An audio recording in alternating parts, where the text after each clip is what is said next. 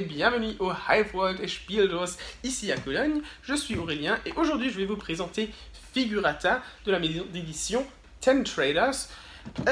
C'est un petit jeu de communication pour 3 personnes et plus à partir de 6 ans et avec une durée de jeu d'à peu près 30 minutes. Donc un jeu pour toute la famille.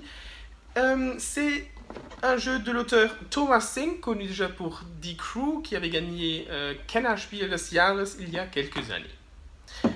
Mais regardons voir les règles du jeu.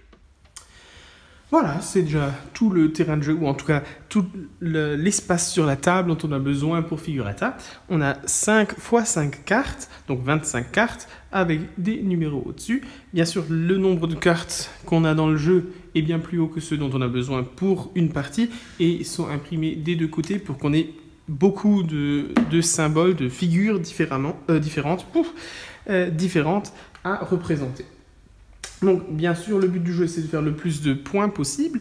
On changera selon le tour, soit on sera la personne à interpréter 4 des figures, soit on sera une des personnes à devoir deviner quelle des figures ont été interprétées. Au début du tour, quand ce sera notre tour, on prendra 4 cartes, on les laisse encore retourner, on regardera la première, on la montre bien sûr à personne vu que les autres personnes devront deviner quelle figure on a interprétée. Donc là, dans ce cas-là, on a le 7, on essaiera de le trouver. Bon, on le trouvera, c'est pas hyper compliqué.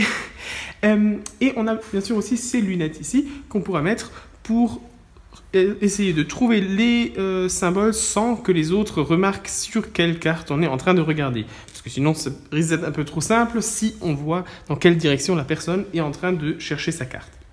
On a le droit d'interpréter ces figures qu'on aura besoin de montrer avec tout son corps, avec des parties de son corps, mais c'est tout. On n'a pas le droit d'utiliser d'autres objets, pas le droit de montrer d'autres objets ou bien sûr de parler. Les autres personnes devront deviner. On a le droit de bouger jusqu'à ce que la première personne dise qu'elle a trouvé. Cette personne dira 1. Elle aura le droit aussi, en plus de mettre le numéro qu'elle a réussi à deviner, une petite croix sur le petit bonhomme pour dire quelle est la première personne à avoir deviné.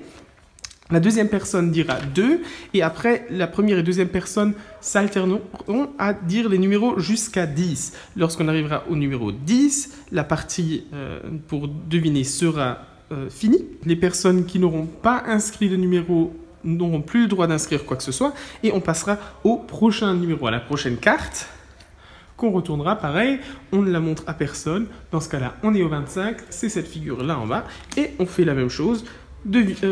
On représente cette figure, les autres personnes devinent, etc. Quand on aura fini avec la 4e carte, on retournera la première carte, on regardera si les personnes ont deviné correctement. S'ils ont deviné correctement, ils pourront mettre une petite croix en bas pour montrer qu'ils ont fait un point. Si en plus ils ont le symbole de première personne, ils pourront rajouter un cercle autour du prochain numéro dans cette ligne. À la fin du jeu, on recevra bien sûr autant de points que le dernier numéro qu'on aura encerclé. Si on a réussi à être la première personne à deviner, mais qu'on n'a pas deviné le bon numéro, bien sûr, on n'aura pas de points. La personne qui aura interprété la figure aura un point si au moins une personne aura réussi à deviner la bonne figure. Il n'y a pas besoin que la majorité ou que toutes les personnes aient deviné, ça suffit qu'une personne ait deviné la bonne figure. À la fin du tour, on calcule bien sûr le nombre de points qu'on a réussi à faire et on passe à la prochaine personne qui aura le droit de faire à nouveau 4 cartes.